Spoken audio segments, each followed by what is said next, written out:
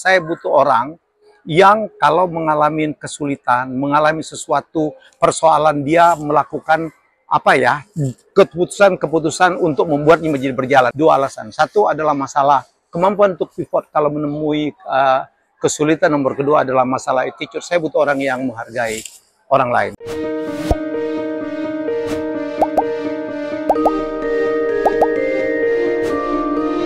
Kali ini saya akan cerita tentang pembuat mobil, salah satu yang pertama itu Henry Ford yang membuat mobil Ford tipe T. Ya, dan Henry Ford ingin merekrut satu orang pegawai atau staf dia, orang yang akan bisa dia percaya. Dan akhirnya terpilih dua orang, bersahabat dua orang ini kandidat terakhir, dan kemudian mereka berasal dari sekolah yang sama, nilai IP-nya atau GPA-nya juga sama, dan Henry Ford mengajak kedua pemuda ini untuk makan malam. Dan dua-duanya mau makan steak, mereka makan steak, kemudian ngobrol-ngobrol. Setelah hampir 1 jam, kemudian Henry Ford mengatakan, oke, saya memilih si A, ya, tidak si B. B-nya protes dong. Sir Henry, Sir Ford, Mr. Ford, kenapa saya yang tidak dipilih? Padahal belum ada interview, belum ada tanya apapun. Henry Ford mengatakan, sudah cukuplah. Saya menentukan, saya memilih temanmu, bukan kamu. Dua alasan. Kamu pengen tahu?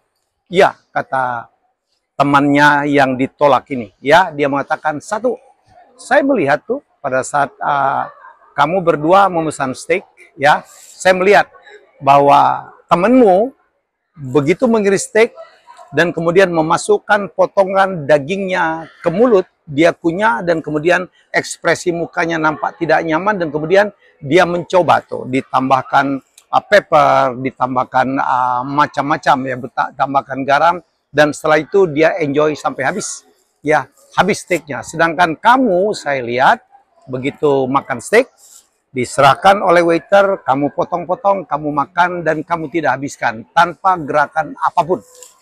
Loh, apa yang bisa disimpulkan? Yang saya simpulkan, saya butuh orang yang kalau mengalami kesulitan, mengalami sesuatu persoalan, dia melakukan keputusan untuk membuatnya menjadi berjalan. Itulah yang saya lihat dari sahabatmu. Jadi begitu dia mentok, dia melakukan apa disebut dengan pivot.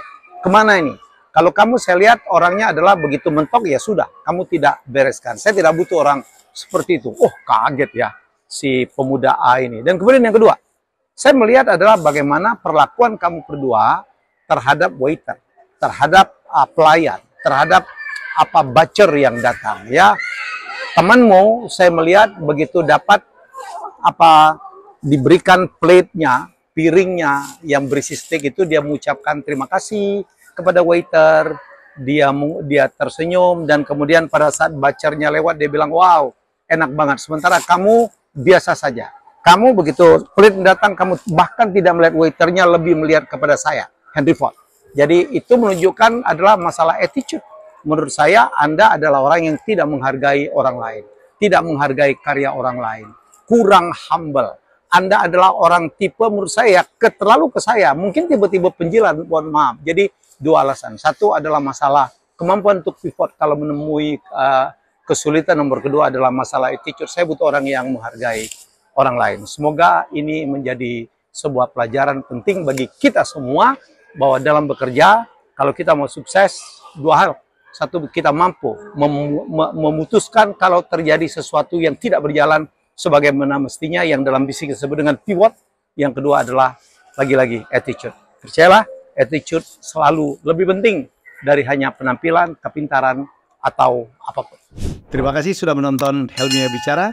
Jangan lupa untuk like, komen, share, dan subscribe.